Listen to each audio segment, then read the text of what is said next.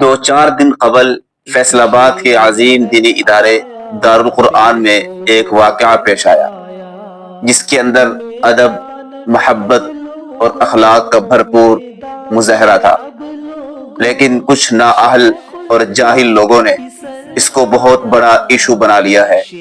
کوئی کہتا ہے بے ادبی ہو گئی، کوئی کہتا ہے مائک چھین لیا گیا، کوئی کہتا ہے مجمع خراب کر دیا گیا، کوئی کہتا ہے جلسہ خراب کرنے کی ٹھانی تھی۔ یہ صرف ویوز کا چکر ہے، فالوورز کا چکر ہے اور کچھ نہیں۔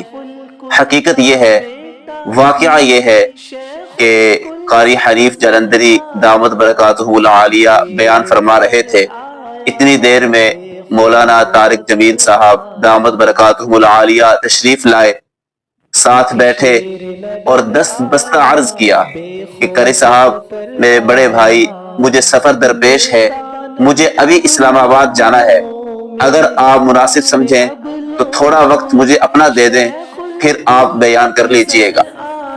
قاری صاحب فرمانے لگے، میں نے ابھی بیان شروع کیا ہے، جامعہ والوں کا حکم ہے 2:35 تک بیان کرنا ہے، اور آپ فرما رہے ہیں کہ اپنا وقت مجھے دے دو، میں کس کی مانوں؟ تو مولانا ہنسنے لگے اور ہنستے ہوئے فرمانے لگے، آپ میرا حکم مانے اور مجھے دے دے۔ قاری صاحب نے فوراً اپنا مائک اٹھایا اور حضرت مولانا کے سامنے کر دیا۔ کوئی تکرار نہیں ہوا، کوئی مائک نہیں چھینا گیا، کوئی کسی کی بے عزتی نہیں ہوئی۔ یہ سارا منظر بتا رہا تھا آپس میں بے تکلفی اور دوستانہ تعلقات کو۔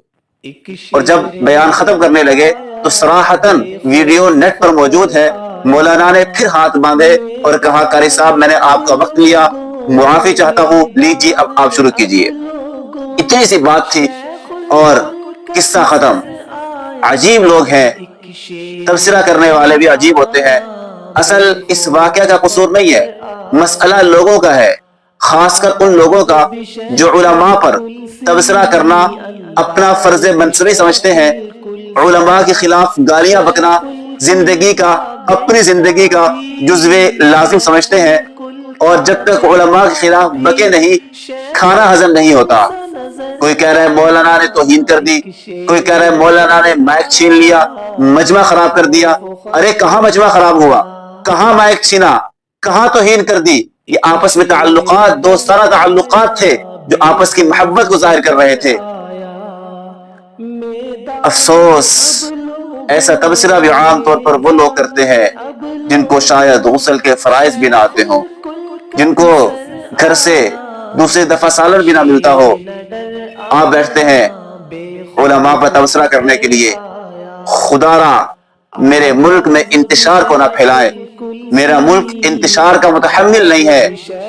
بلا وجہ، بغیر کسی وجہ کے ایسے واقعات کو اچھالنا اور اپنے بیانیے تیار کرنا یہ اچھا نہیں ہے۔ کسی پر الزام تراشی کرنے سے پہلے سوچ لینا، مرنے کے بعد مجھے حساب بھی دینا ہے، پھر ایسا نہ ہو وہاں ایسے پھنستے چلے جائیں کہ نکلنے کی کوئی راہ نہ ملے۔